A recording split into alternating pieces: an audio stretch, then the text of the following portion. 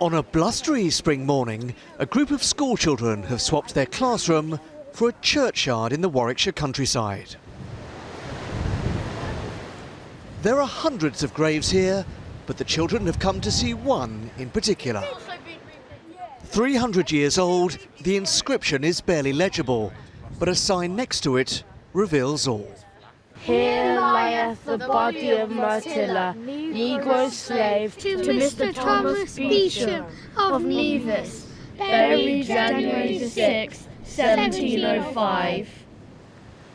Little is known about Martilla, a slave working in the Caribbean. Her owner apparently brought her here from his sugar plantation. No one knows why she came or why she's buried here at St Lawrence's Church in Oxhill for all to see.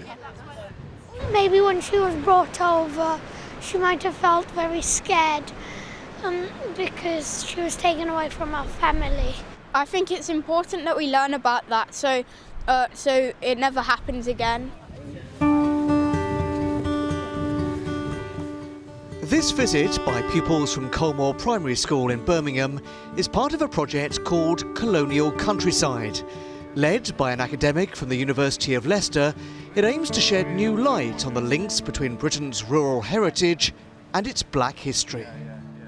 The English countryside is seen as somehow a white preserve, when in fact it never has been. Places like this church, this village, the countryside are often seen as quintessentially English, but actually they've had for a long time a black presence which people have forgotten about now. A black presence which is also to be found in our great country houses.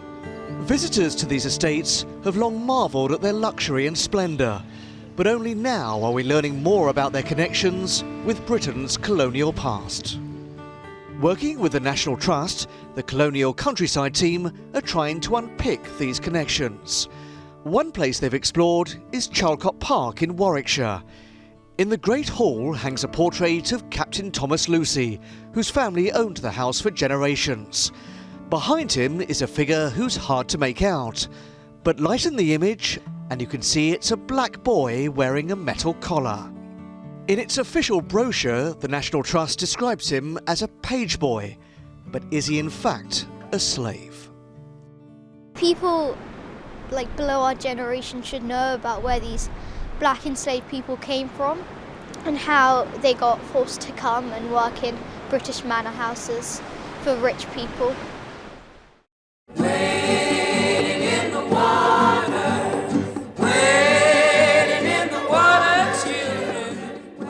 It's estimated that Britain shipped more than 3 million Africans to the Americas to work as slaves. Some, like Martilla, ended up here in the Midlands. It's a part of British history which often feels tucked away, but projects like Colonial Countryside are trying to bring it to the fore. The National Trust says it wants to be more open about its properties and collections and explain where there are links to slave wealth. It also recognises it needs to do more to be relevant to people from black and ethnic minority communities. We know that people come here, they don't necessarily see people like themselves, so that feels like a barrier. They may not see stories around their own history reflected in our houses. So things like that, we know this, and we've been getting a kind of growing awareness really over the last few years about this, and wanting to hear more and wanting to find out more. Hello, Barbara. Hiya, Peter. Well, lovely. Some need more convincing that the heritage industry is serious about becoming more inclusive. Barbara Willis-Brown is one of them. When she's not working at her haberdashery shop in Birmingham, she dedicates her time to researching black history in the Midlands. The National Trust, she says, has never reached out to BME visitors. There is nothing to say to me sitting here, oh, come and join us or come and see what we've got to offer. And it's an elitist thing, it's a class thing. We do not want anything to change. Well, hey, the world changed a hell of a long time ago. You have to wake up, you have to do it. Can the National Trust truly be national if it doesn't reflect the nation as a whole?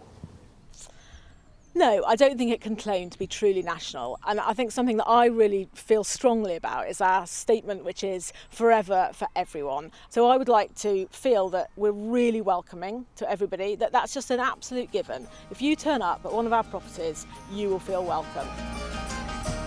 Some of Britain's finest rural heritage is right here on our doorstep.